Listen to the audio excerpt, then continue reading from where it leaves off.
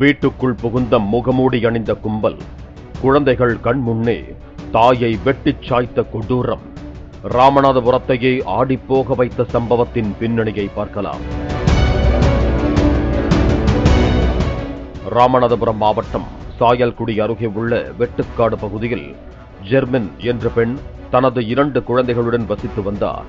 இவர் இந்திய எல்லை பாதுகாப்பு படையில் பணிபுரியும் விஜயகோபால் என்பவரை 15 ஆண்டுகளுக்கு முன்பு காதலித்து திருமணம் செய்து கொண்டார். இந்த நிலையில் 5 ஆண்டுகளுக்கு முன்பு விஜயகோபால் ஜெர்மின் தம்பதிக்கு இடையே கருத்து வேறுபாடு ஏற்பட்டது. அதன் காரணமாக இருவரும் பிரிந்து தனித்தனியே வாழ்ந்து வந்தனர். விஜயகோபால் தனது மகளுக்காக மாதந்தோறும் பராமரிப்பு தொகை வழங்கி வந்ததாகவும் கடந்த 6 மாதங்களாக அந்த பணம் வழங்கப்படவில்லை எனவும் கூறப்படுகிறது. சம்பவத்தன்று இரவு 10 மணி அளவில் ஜெர்மின் தனது குழந்தைகளுடன் உணவருந்திக் கொண்டிருந்தார். அப்போது வீட்டிற்குள் முகமூடி அணிந்தபடி ஒரு மர்ம கும்பல் உள்ளே நுழைந்துள்ளது. இதனை கண்ட ஜெர்மின் மற்றும் 2 குழந்தைகளும் அதிர்ச்சி அடைந்து அலறி போயினர். அப்போது அந்த கும்பல் குழந்தைகளின் கண்முன்னே ஜெர்மினை பயங்கர ஆயுதங்களால் கழுத்து மற்றும் உடலில் சரமாரியாக வெட்டிச் சாய்த்துவிட்டு அங்கிருந்து தப்பிச் சென்றது. பின்னர் இதுகுறித்து தகவல் அறிந்து சம்பவ இடத்திற்கு விரைந்து வந்த சாயல்குடி காவல்துறையினர் ஜெர்மினின் உடலை மீட்டு பிரேத பரிசோதனைக்காக ராமநாதபுரம் அரசு மருத்துவக் கல்லூரி மருத்துவமனைக்கு அனுப்பி வைத்தனர். மேலும் இக்கொடூர படுகொலை குறித்து தீவிர விசாரணை நடத்தி வருகிறார்கள்.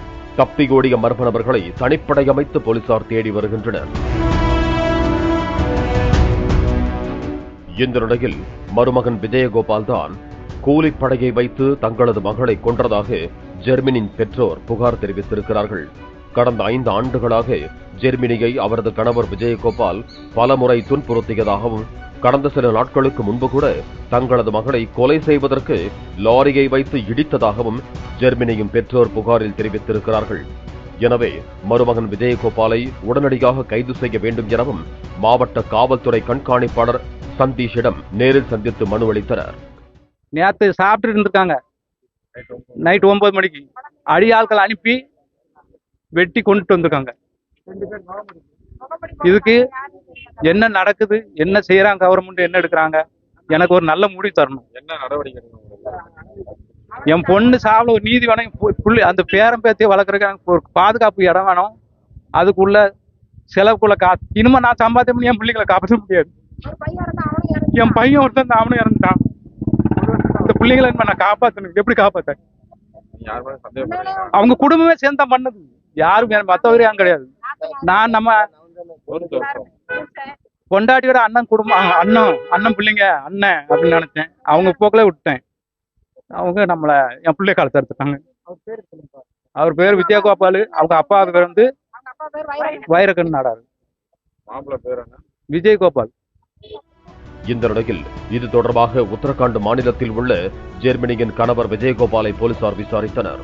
விஜயகோபால் தற்போது ஊருக்கு திரும்பி வந்து கொண்டிருப்பதாக போலீசாரிடம் தெரிவித்துள்ளார்.